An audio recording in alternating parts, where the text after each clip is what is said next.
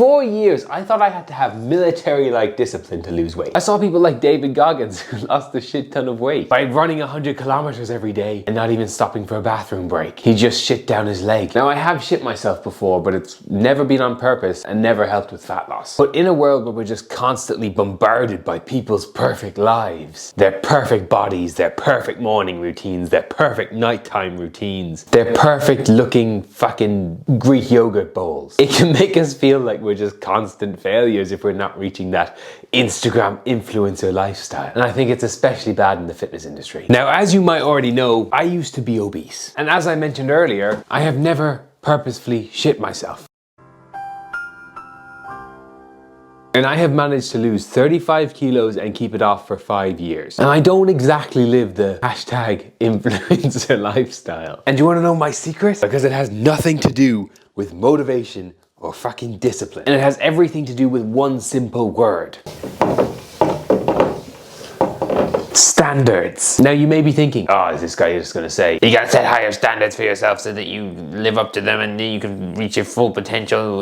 I in fact want you to lower the standards you set for yourself during a weight loss journey, not with anything else. I don't want all of you running back to your ex or something. Now I know this sounds weird, but I want to give you an example. Let's say we have two identical twins. Handsome buggers, aren't they? Let's call them Paddy and Gertrude. They're the same height, same genetics, same weight, everything is the exact same. They are currently 100 kilos each and they want to lose 20 kilos. At the moment, they both work desk jobs, neither of them have been to the gym in 3 months, and they've both been jumping from fad diet to fad diet trying to lose this 20 kilos. So Paddy follows all the gym influencers and the bodybuilders, and he buys access to the exact plan that they use. A 6-day workout plan, 10,000 steps a day, an 1800 calorie meal plan with 180 grams of protein, 30 minutes fasted cardio every morning, and on top of that, no alcohol. Now Gertrude, the smarter of the two twins, comes to me and we look at what's actually realistic for him in his life. And if you want a free guide on how I actually do that with people so you can build your own plan like Gertrude's, click the top link in my description. Because this is how I've helped all of these people transform their life. Gertrude is confident he'll be able to make it to the gym 3 to 4 times a week. He's currently doing 3,000 steps a day, so we up him to 6,000 steps. He's never tracked a calorie in his life, so we're going to teach him how to do that, but also set him a range of between 2,000 to 2,200 to give him a bit of wiggle room. He's currently eating about 80 grams of protein, so we're going to up that to 120. No extra cardio to start. We'll reduce his meals out and his drinking. Now both Paddy and Gertrude are in a deficit and they will see progress over time. Paddy did great for week 1, but week 2 work got busy on Monday and he had to stay late and he missed his session, which means if he wanted to get his 6 sessions in, he'd have to train every other day this week. He looked down at his watch and he only had 6,000 steps and everybody was ordering McDonald's into the office. We got a large Big Mac meal and Coke, because if he can't stick to the meal plan, what's the fucking point? Tuesday was fine again, but Wednesday he woke up late and missed his fasted cardio. Fucking idiot. Paddy's now feeling fucking shit. He feels like a complete failure, but he still wants to push through. Thursday's fine again, but Friday is his dad's birthday and they're going out for a meal. But a meal out isn't in his fucking bodybuilder meal plan. He's already slipped up so many times this week, what is the fucking point in continuing? So he completely sacks it in for the week. I am sure you can relate to that story, and I know I definitely can. But now let's look to see if Gertrude lived the exact same week. Same late night at work, but he still reached his 6,000 step goal. And because he was tracking calories, not following a fucking meal plan, he looked up the McDonald's calories and picked out a grilled chicken wrap and 6 McNuggets and stayed within his calorie goal. Tuesday was good. He got to the gym and got everything else done. Wednesday, he got up a little later, missed his morning steps, so he just went for an evening walk instead, because it doesn't matter if the cardio's fasted or not. But that is an argument for another video. Thursday was hunky-dory and everything was good again. Friday, his dad's birthday, he had his meal out. He didn't get a starter, he just got a main course and a small slice of cake, but he had planned for it through the week and every other day stuck closer to that 2,000 calorie mark, so that his average weekly calories would still be between that 2,000 and 2,300. Saturday, he didn't feel like a fucking failure, so he kept going. He got his last session done early, stayed within his calorie goal, and relaxed on Sunday. Now the weeks have looked pretty much the exact fucking same. And if we look at what they were both doing 2 weeks ago, there is so much fucking improvement. They were both in a weekly calorie deficit and they both lost weight. But one of them, Gertrude, perceives himself as winning because he's sticking to a maintainable plan. But when you're in it like Paddy, when you have set your standards to near perfection and you don't hit that perfect standard every single day, you will feel like you're failing. And it is impossible to stay motivated when you feel like you're failing. As a guy who has lost a lot of weight and helped a lot of people lose a lot of weight, fat loss is 90% mental. And momentum plays a huge role in this. If you can stack days where you feel like you're winning and you can build up momentum, the process will get 1,000 times easier. Now, a completely fair argument is, but Tyg, I won't make as much progress as quickly because I'm not doing